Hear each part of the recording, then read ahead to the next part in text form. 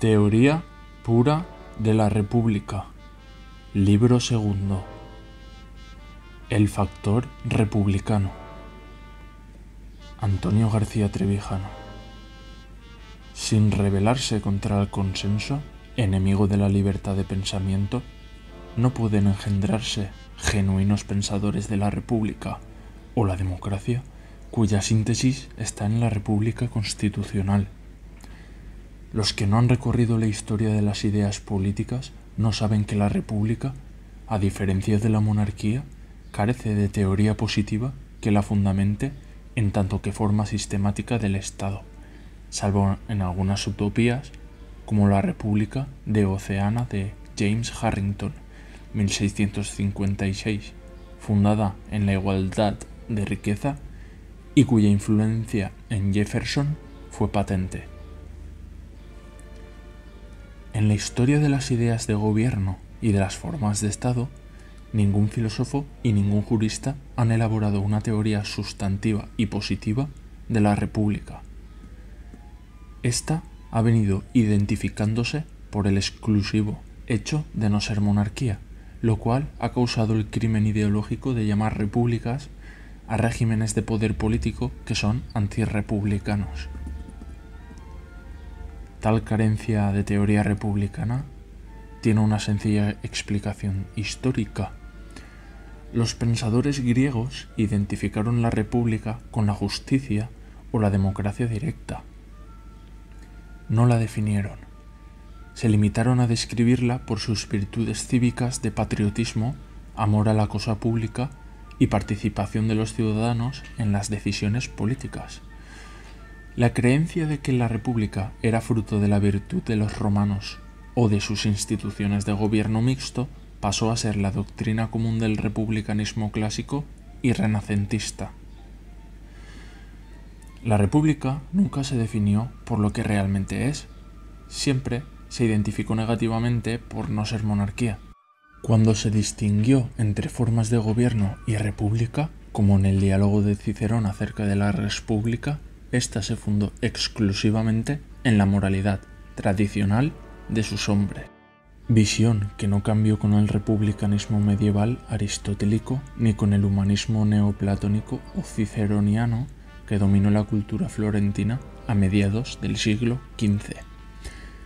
Una nación vencedora, Roma, se humanizó con la recepción de la cultura del pueblo vencido, griega, y creó el primer humanismo republicano.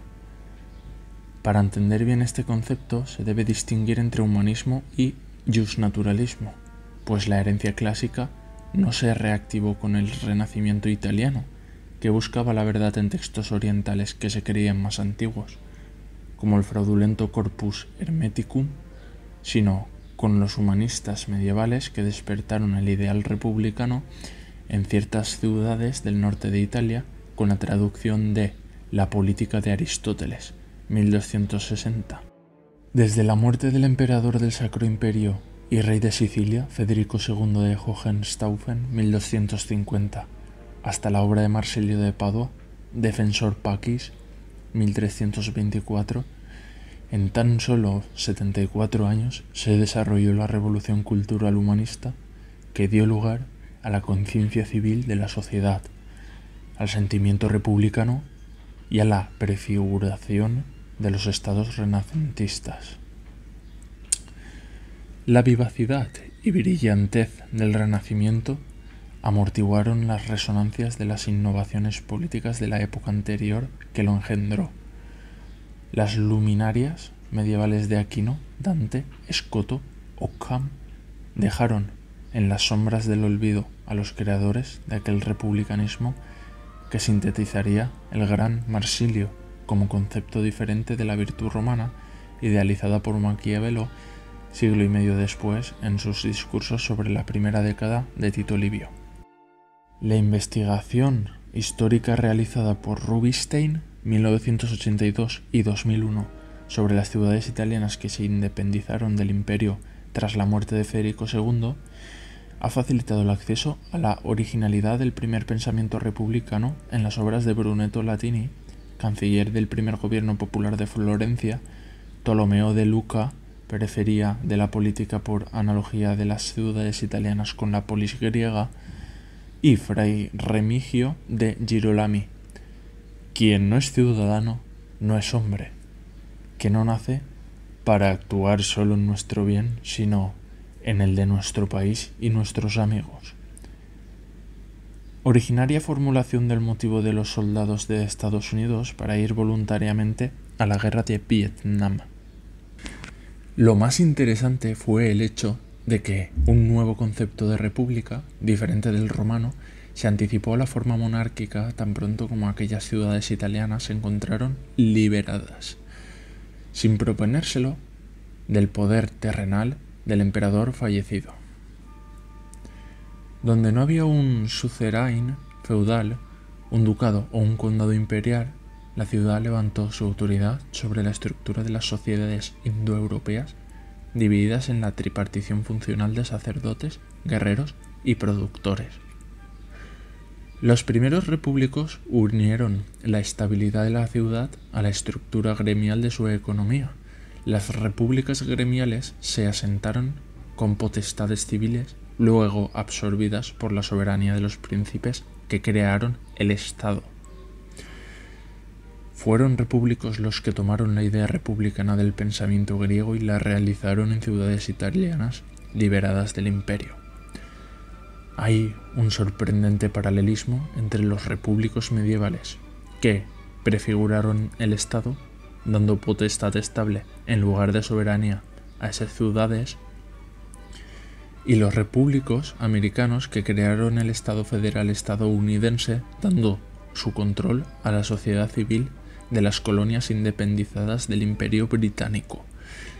La conciencia de la necesidad de una sola autoridad política se derivó de la exigencia de dar estabilidad permanente, dar estado político a las sociedades de gremios y corporaciones en lucha por la supremacía en la ciudad.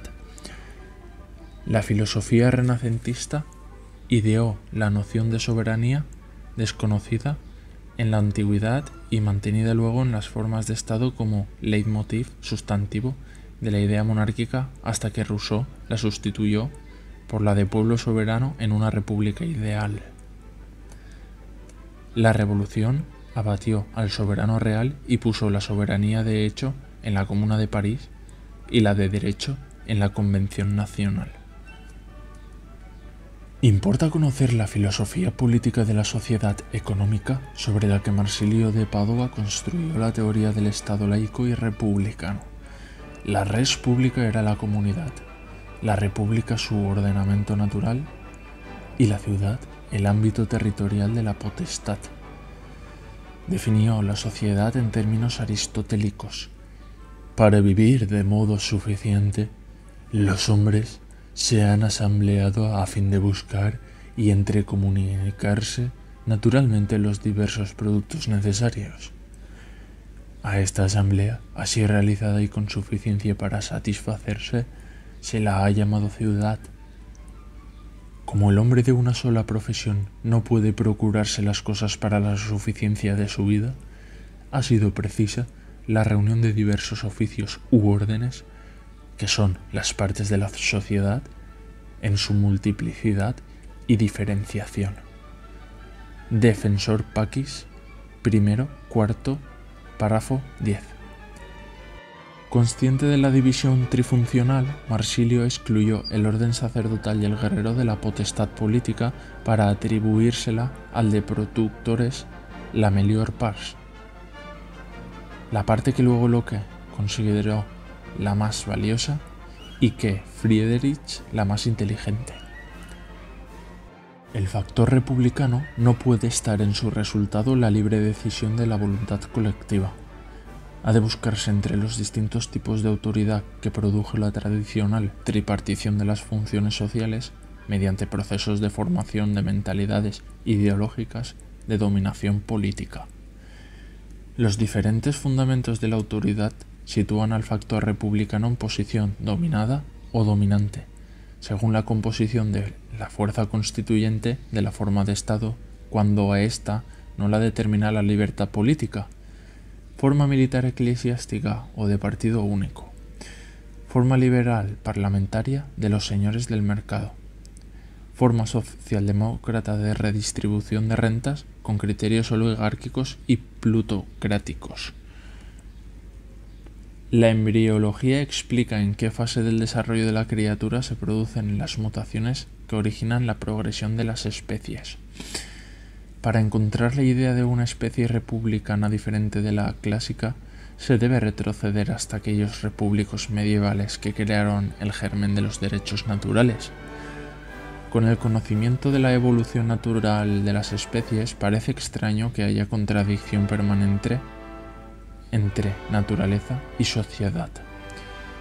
Si, antes de Darwin, unos humanistas extrajeron de la materia humana derechos universales iguales, ¿cómo no va a ser posible deducir la acción política de libertad republicana de la naturalidad de los pueblos, de sus pasiones igualitarias en derechos naturales? Mientras se pensó que el mundo era creado y sostenido por una causa sobrenatural, no se podía imaginar que los seres humanos pudieran regularse a sí mismos mediante derechos naturales. Del derecho divino y de su orden providencial emanaba el derecho de los reyes a regir el destino de sus pueblos.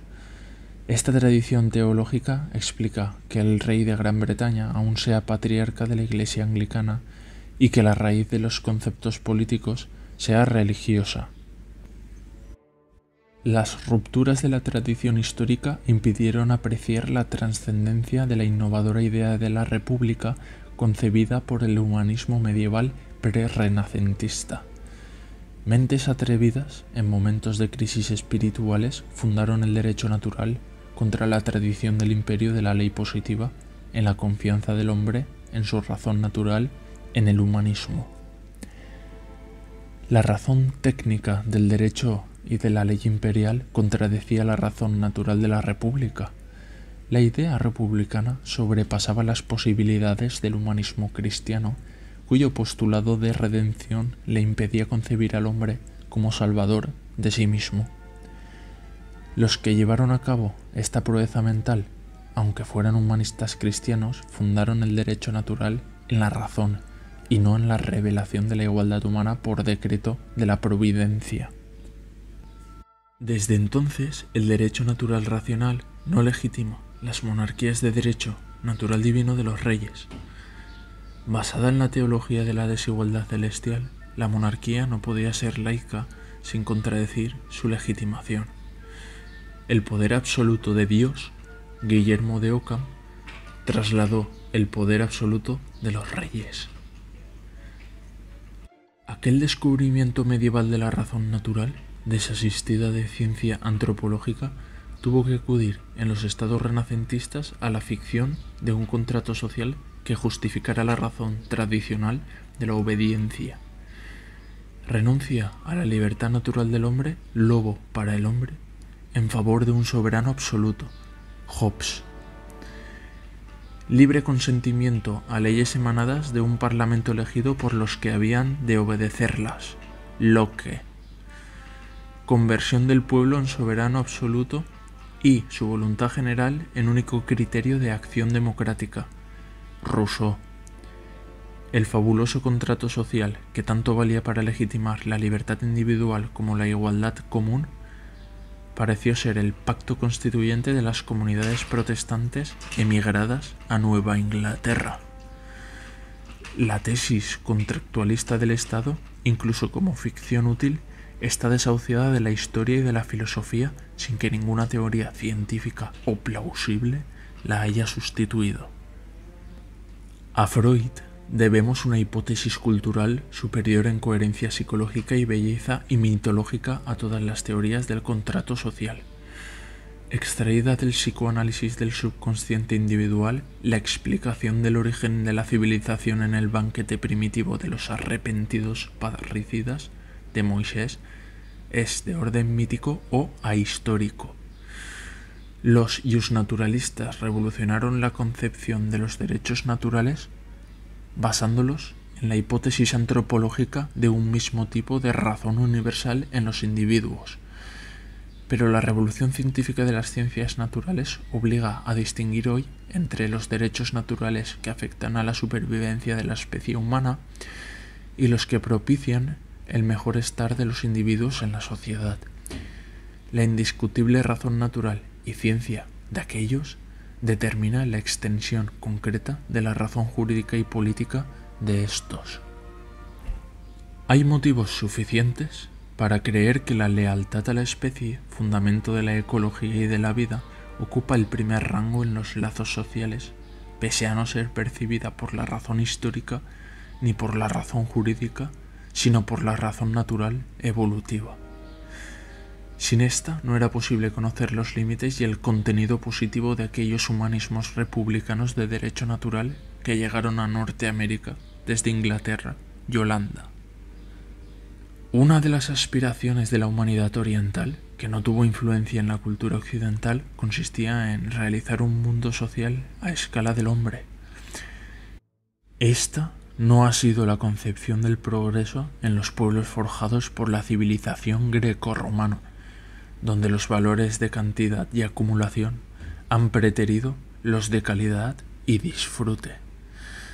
La noción utilitaria de la relación del hombre con la naturaleza y la tradición de temor a la autoridad apartaron del campo a las urbes y a la razón política de su apego a la natura.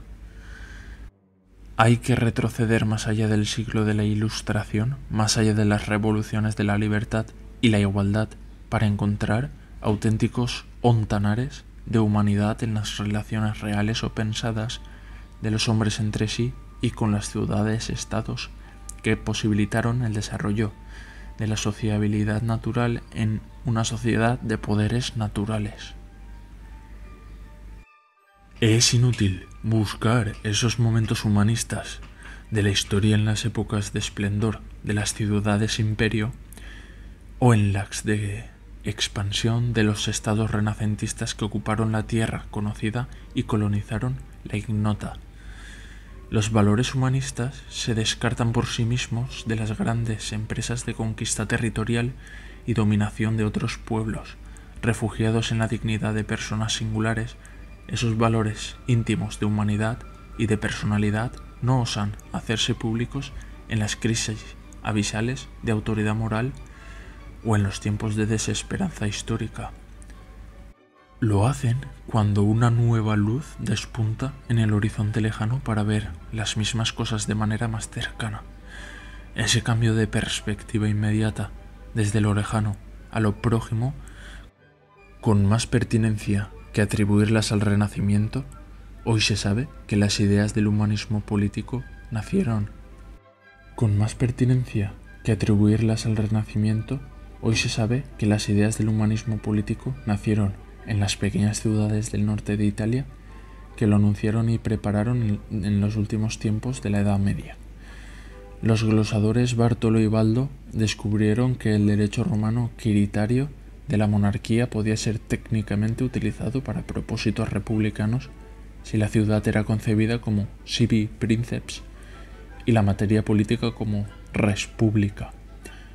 La inexistencia política de Europa viene de que ningún Estado europeo la concibe como princesa de sí misma ni trata la materia europea como asunto público o del público, sino como cosa de los estados o de los gobiernos.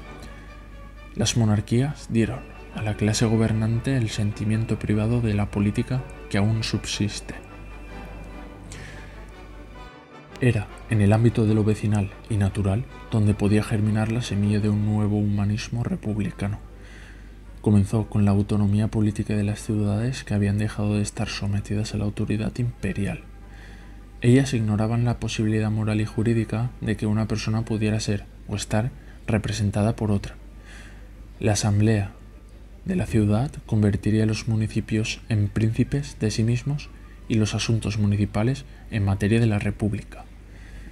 La semilla del humanismo político arraigó en las pequeñas dimensiones de la existencia humana, en las mónadas existenciales más imbuidas de naturaleza, familia y vecindad.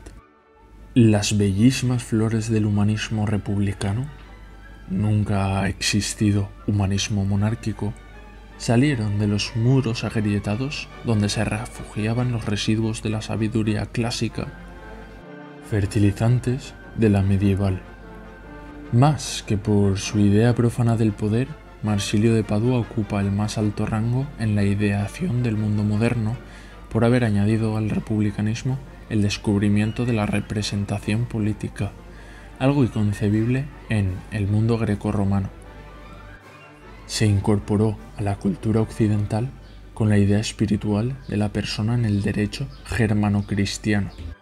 Esas fuentes moralistas de la República fueron el abrevadero donde bebieron los revolucionarios franceses cuando, guillotinado Luis XVI, tuvieron que improvisar una gobernación republicana, una forma de poder sin referencia estatal que colocó a la nación donde antes estaba la cabeza del rey. El patriotismo fue motor de aquel espíritu republicano. Era previsible que la fórmula virtuosa fracasara en sociedades divididas en categorías o clases sociales. La forma de gobierno, como dijeron los padres de Estados Unidos, no puede depender de angélicos gobernados ni de gobernantes virtuosos. Los franceses ilustrados creyeron en ese mito moral y el terror impuso la virtud cívica o se confundió con ella.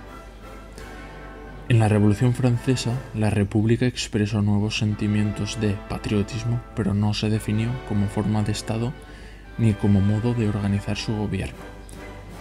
Dictadura comunal, dictadura jacobina, directorio, consulado, imperio, fueron formas igualmente republicanas sin república formal.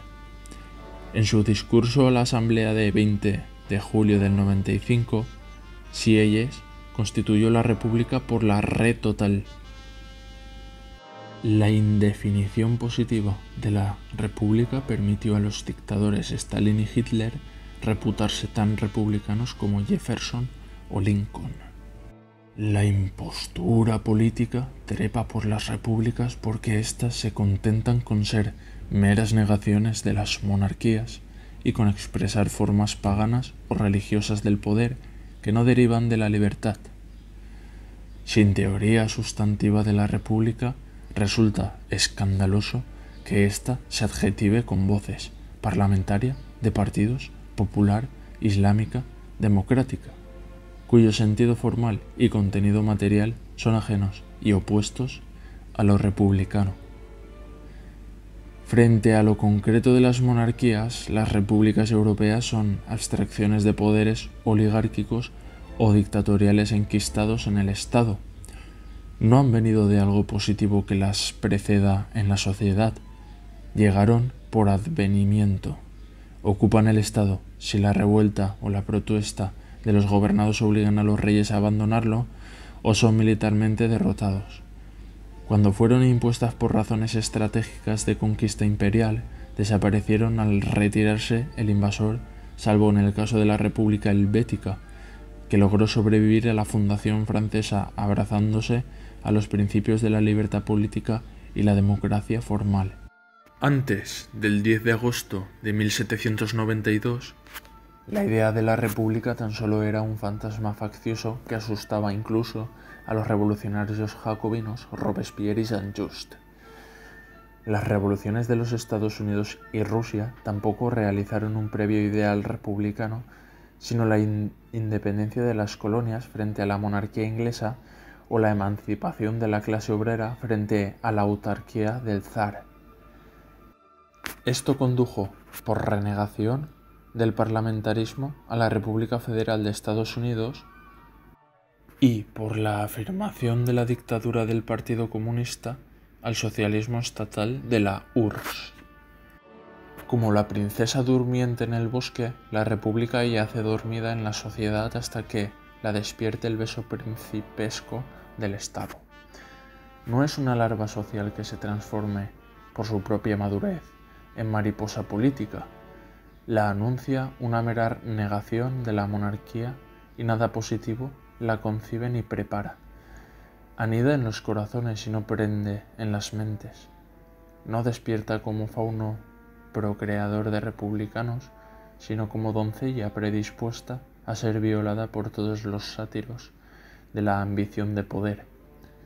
Antes que una idea conocida para dar forma al Estado, siempre ha sido fantasía virginal, una contestación ideal o radical a lo monárquico establecido.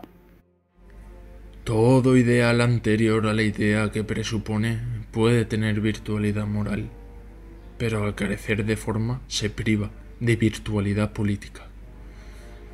Sin haberse construido como alternativa teórica y práctica a la monarquía, la república adviene de improviso en tanto que remedio improvisado a la crisis monárquica. Se realiza en la forma del Estado sin estar realizada en el espíritu ni en el cuerpo social, llega como simiente y no como fruto republicano. La virtualidad de la idea abstracta de la república explica sus repetidos fracasos concretos y sus continuos renacimientos idealistas. La incapacidad de la idea republicana para presentarse como alternativa estatal, antes de estar realizada, privó al espíritu republicano de la potencia necesaria para configurar el Estado con una concepción positiva e inequívoca de la república. Una noción inherente a la forma de Estado que no se puede identificar teóricamente, aunque sea confundida en la práctica, con la democracia política que solo atañe a la forma de gobierno. La democracia formal solo es aplicable en los ámbitos sociales donde las cuestiones pueden decidirse por elección de los decididores, mientras que en la república el asunto público, res publica, se extiende a todo el ámbito social y estatal. Supone contradicción insuperable llamar democrático al propio Estado o a su forma republicana. Eso solo lo pudieron concebir las propagandas engañosas de los estados totalitarios. Calificar a las repúblicas con adjetivos popular, de trabajadores, social o democrática, contrarios a su sustancia universal o constitucional, produce temblor de escalofrío por el propósito totalitario de esas acuñaciones de conceptos, que solo son compatibles en la zona social donde concurren y se solapan mediante el uso demagógico de la voz democracia. La parte permanente y burocrática en la organización del Estado, la que procura a la parte transitiva del propio Estado los medios de acción para ejercicio del monopolio legal de la coerción institucional, no tiene naturaleza democrática. En Estados Unidos, la República Federal instauró ex novo la democracia política en la forma de gobierno, con la elección por sufragio directo y separado de los titulares transitorios y renovables de todos los poderes políticos estatales. Lo perteneciente a la cosa pública, como todo lo estatal, es materia de la República, pero no todo lo público es dominio de la democracia. Contra lo que se sostuvo Hegel en su filosofía del derecho, los funcionarios de la administración estatal no interpretan ni realizan necesariamente el interés político de la res pública, por el simple hecho de que ahí encuentran satisfacción a sus intereses privados con el sueldo de su función burocrática. No son prototipo de ciudadanos que realizan el bien general al realizar su bien particular. Del mismo modo, gobernantes, diputados y jueces tampoco garantizan su lealtad a la res pública por el hecho de estar bien remunerados por sus servicios a las funciones públicas, incluso después de abandonarlas. La prevaricación en los estados de partidos acabó hace tiempo con la ingenuidad cristiana o hegeliana sobre la realización del bien común con el ejercicio de la función pública. Los agentes actuales de la política, los partidos de masas, están sujetos a una ley de hierro, Robert Michels, 1909, que les impide ser democráticos en su estructura interna y en su vida orgánica. La naturaleza vertical de las estructuras jerarquizadas, como las de iglesia, ejército, policía, docencia, sanidad, corporaciones burocráticas de la administración pública, partidos y sindicatos estatales, tampoco pueden ser democráticas, ni por su origen ni por su funcionamiento. República y democracia son conceptos que expresan distintas realidades políticas. El hecho de que sean compatibles o conjugables no las confunde en la extensión de la materia que inhieren, en la intensidad de los sentimientos que despiertan, ni en la forma de las manifestaciones políticas que las expresan. La primera reflexión sobre la República, la que parte de su significado etimológico, no sale del círculo vicioso que remite lo público al Estado y el Estado a lo público. La res publica romana traducía la idea griega de politeia, que originalmente significaba la organización y la vida social en la polis, ciudad-estado, donde lo público y la política se confundían, respetando lo privado más como hecho que como derecho.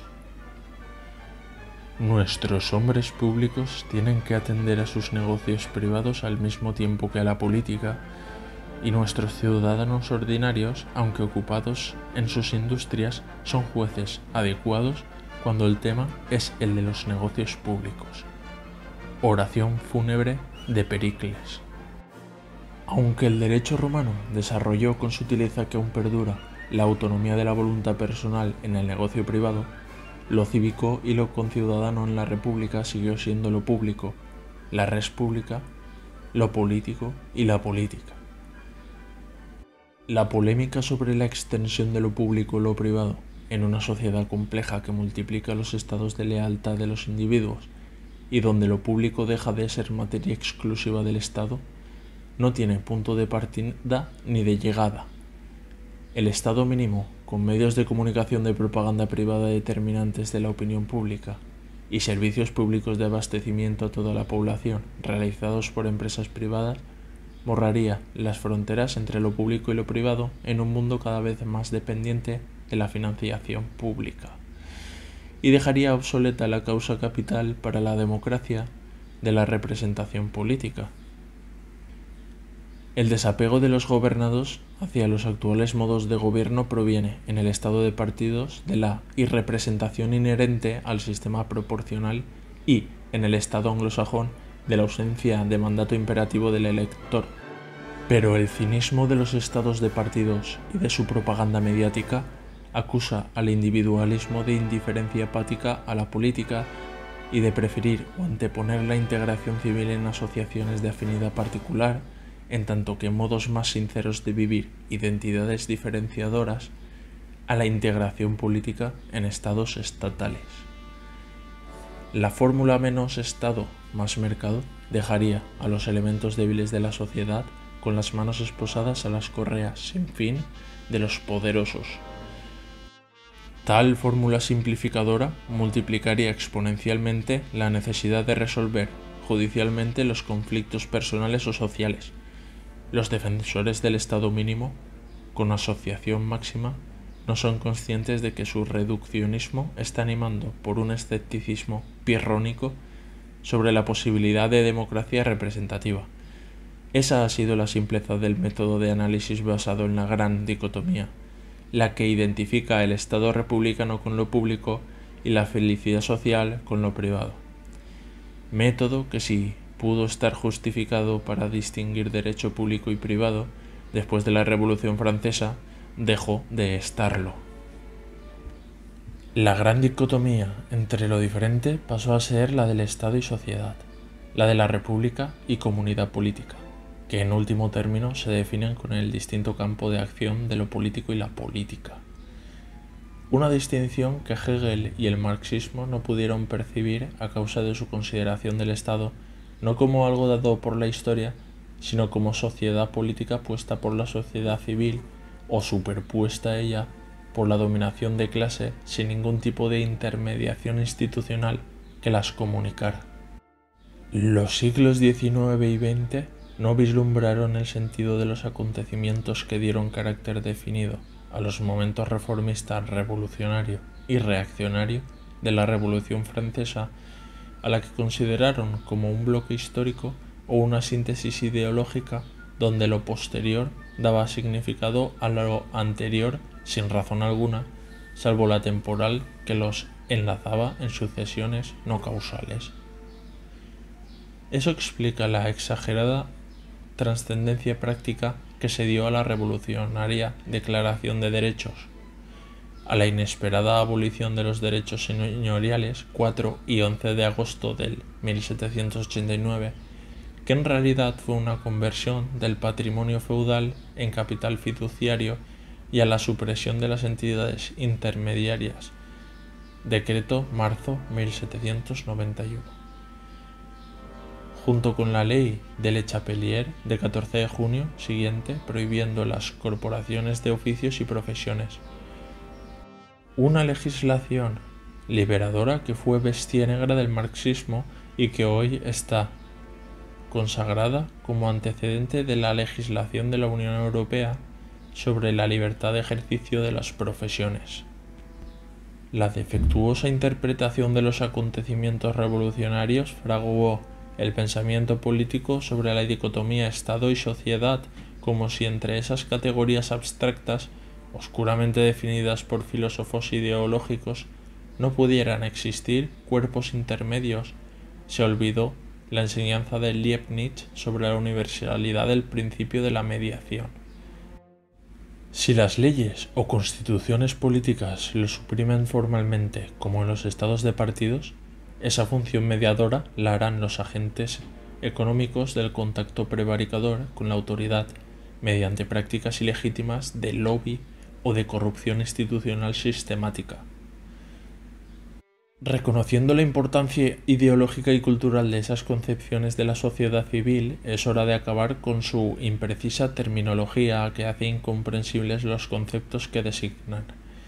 Hay que reconocer que los conceptos de Estado y sociedad dominantes en Europa no obedecen en aspecto alguno a los patrones ideados por el pensamiento liberal o socialista, ni siquiera tratándolos como prototipos ideales como hizo Max Weber para distinguir las tres clases de legitimación del poder. Es hora de admitir que la creación del Estado de partidos al final de la Guerra Mundial metió en el baúl de los recuerdos, reducidos a polvo de biblioteca, todas las ideas y conceptos que conformaron el pensamiento político occidental desde Locke, Montesquieu y Constant hasta Carlos Marx y Stuart Mill. En las constituciones del Estado de partidos no hay un solo concepto que responda a la realidad.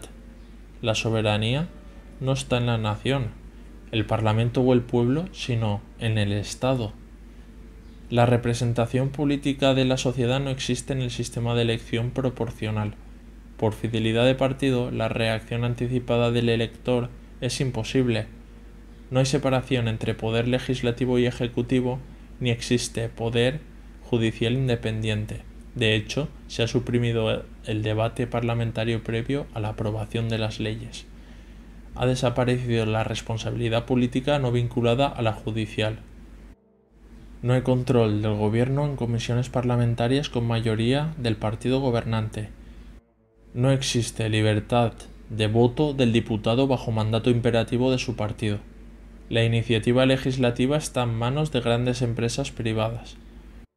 No hay lealtad al público en el funcionariado ni garantía institucional de la financiación de los derechos sociales.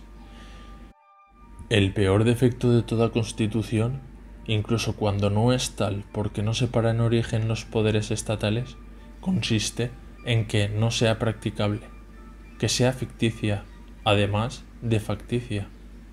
Y ninguna constitución europea, especialmente en los países mediterráneos, es aplicable en la práctica política. El abismo entre norma y realidad no permite hacer una teoría del estado de partidos, salvo que sea puramente descriptiva de su ficción y de la causa genética de su corrupción. Por eso, no puede haber en Europa más que demagogia en lugar de democracia. Propaganda en lugar de veracidad en el análisis político.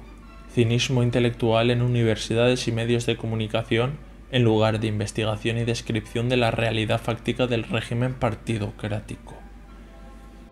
Indiferencia de los gobernados en lugar de interés por lo que les concierne. Educación especializada en lugar de instrucción general. Difusión de conocimientos tecnológicos en lugar de científicos y humanistas. cultura de consumo y de espectáculo en lugar de cultivo de la inteligencia, de los saberes y de la sensibilidad estética. Ningún pensador europeo parece chocado por la brutal naturaleza de los partidos estatales convertidos en órganos de Estado, financiados por el erario público, dotados de privilegios que no tienen los particulares y concesionarios del monopolio legal de la acción política. ¿Acaso hay diferencia de naturaleza entre un solo partido estatal o varios partidos estatales? Se reniega formal y universalmente del estado de partido único para que parezca distinto del estado de varios partidos. Lo contrario del estado totalitario no es el estado liberal, una utopía que jamás ha tenido encarnación en el mundo estatal, sino el estado parcelario, es decir, repartido entre los partidos estatales adueñados del poder constituyente. Se retiró de la sociedad el pluralismo para instalarlo en un estado parcialitario. Un modo de glorificar la parcialidad del estado de partidos ante la suposición de que es imposible un estado neutral en una sociedad plural. Las reglas de la democracia formal son neutrales si garantizan la libertad política, cosa que no ocurre cuando los partidos huyen de la sociedad plural para refugiarse en el Estado como órganos del mismo y comportarse ahí como los enemigos tradicionales de la libertad. Lo contrario a lo totalitario es lo parcialitario. El lenguaje de los partidos estatales delata su conciencia de no querer estar en una sociedad de pluralidad política. A fin de disimularlo y encubrirlo, han introducido la voz políticas, en plural, para designar las distintas medidas de gobierno en cada área ministerial. Políticas fiscales, políticas sociales, políticas educativas, políticas sanitarias, políticas internacionales, políticas económicas, como si la política de un gobierno o de un partido no fuera la síntesis unitaria de su singular propuesta política en todos y cada uno de los sectores donde la aplica. Toda teoría política debe comenzar con una completa renovación del lenguaje que designa los conceptos esenciales de su objeto, su materia, su forma, su espíritu, la comunidad nacional, la sociedad civil o la sociedad política. Pese al prestigio de los filósofos que crearon las nociones de Estado como sociedad política y llamaron sociedad civil a la economía o a la comunidad nacional sobre la que se extiende la soberanía estatal, nada justifica que se siga usando tan inexacta terminología que fue más un producto de las ideologías que de la necesidad semántica de llamar a las cosas sociales por sus nombres propios. El Estado es una organización dotada de personalidad que nos viene dada por tradición histórica. Tuvo un comienzo y no es inconcebible que, en tiempo indeterminado y lejano, pueda tener un final. Esa organización heredada, que no es un organismo vivo que se renueve y regule a sí mismo, ni un mecanismo o aparato automático, es inseparable de la comunidad nacional sobre la que actúa. El Estado-organización está dirigido por la parte de la sociedad política que se destaca por sí misma del cuerpo gobernado para dominarlo y controlarlo. Este destacamento puede hacerse mediante golpes de Estado o por procesos civiles de elección de los gobernantes por los gobernados. Los gobiernos pueden modificar las funciones del Estado, ampliar o reducir su acción sobre lo económico y lo cultural, pero esas modificaciones, por trascendentes que sean para la comunidad nacional, sometida a la jurisdicción estatal, no alteran la naturaleza ni la finalidad del Estado, como ya lo advirtió repetidamente Max Weber. Máximo o mínimo, el Estado sigue siendo único y el mismo. La acuñación lingüística sociedad civil tuvo sentido adecuado en la antigua civilización romana de la ciudad-estado, societas civilis frente a societas doméstica. Era natural que tras la caída del Imperio Romano desapareciera el vocabulario en todas las lenguas europeas. El verbo civilizar designó desde antes del Renacimiento la acción de transferir un asunto penal a la jurisdicción civil. Casi al mismo tiempo que Rousseau calificaba de sociedad civil al estado de corrupción en que cayó la sociedad natural con la institución de la propiedad privada, Discours sur l'origine et les fondements de l'inégalité parmi les hommes, 1754. El Marqués de Mirabeau en L'Ami de l'Homme, 1756, y Adam Ferguson en An Essay of the History of Civil Society, 1767. Crearon el vocablo civilización para designar la dulcificación de las costumbres en una sociedad avanzada, o como enseguida la usaría Kant para expresar el decoro externo de la cultura. En el tiempo de la Revolución Francesa apareció la distinción entre societas civilis sine imperio, sociedad civil, y societas civilis cum imperio, Estado, en el lenguaje del historiador alemán August Ludwig von Schlosser, 1794, en sustitución de la antigua Societas Civium y Societas Fidelium.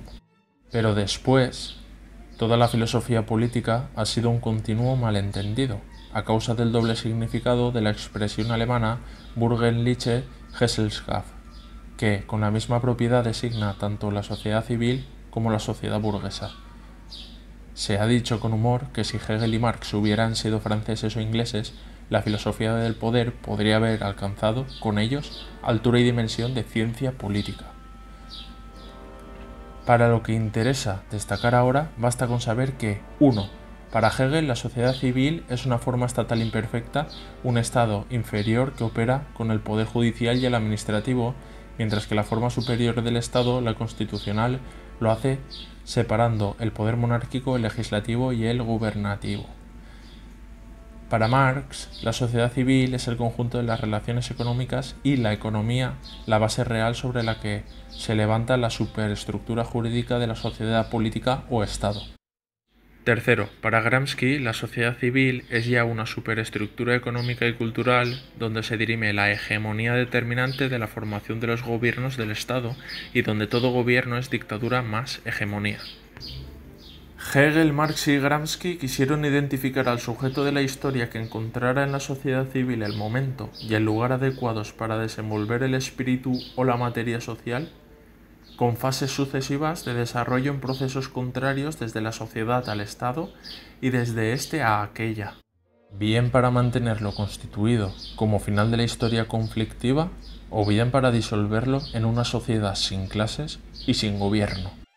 Sus elucubraciones estaban inspiradas y dirigidas por un propósito justificativo de la monarquía constitucional o por un afán intelectual de dotar al movimiento obrero de una teoría social que le diera seguridad de triunfo ineluctable a su praxis política y sindical. Las diferencias entre Marx y Gramsci se explican por el distinto estado de conciencia y desarrollo de las clases sociales en los tiempos que ellos observaron y en el mejor conocimiento del pensador italiano de la función social de los intelectuales. El concepto de hegemonía, a condición de que no sea la electoral en la competición entre partidos estatales, es lo único que conserva interés teórico para la teoría de la República Constitucional y utilidad práctica para concretar la estrategia de la acción colectiva de conquista de la libertad constituyente en los pueblos europeos más desengañados del estado de partidos. La expresión sociedad civil dejó de tener sentido descriptivo de la realidad social que designaba desde que, en el año 1887, Ferdinand Tönnies publicó su famosa obra Gemeinschaft und Gesellschaft. Desde entonces, cabe distinguir en el concepto teórico y en la realidad social lo que es comunidad y lo que es sociedad. Aquel análisis partió de la diferencia entre la organización social natural de Aristóteles y la organización social artificial de Hobbes. A la primera la llamó comunidad, Gemeinschaft, y a la segunda sociedad, Gesellschaft.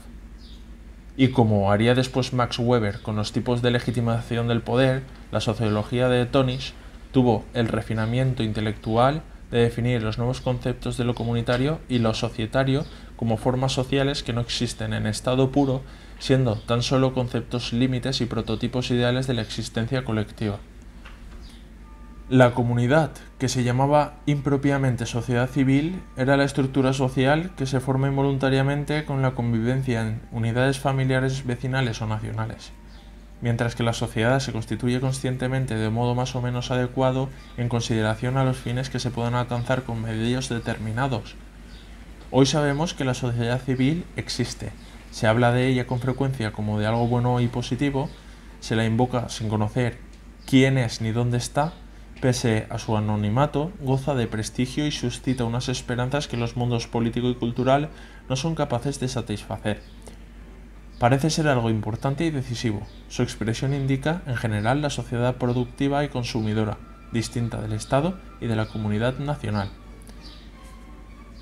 La sociedad civil se oponía a la religiosa y a la militar. Los filósofos alemanes la bautizaron con el mismo nombre y apellido que la sociedad burguesa y, enseguida, se opuso a la sociedad proletaria. Los conflictos entre ambas sociedades produjeron en Europa las ideologías políticas del siglo XIX, con las consiguientes guerras civiles, revoluciones y estados totalitarios del XX. Es inútil acudir a los grandes pensadores del pasado para saber lo que se habla cuando se menciona hoy a la sociedad civil.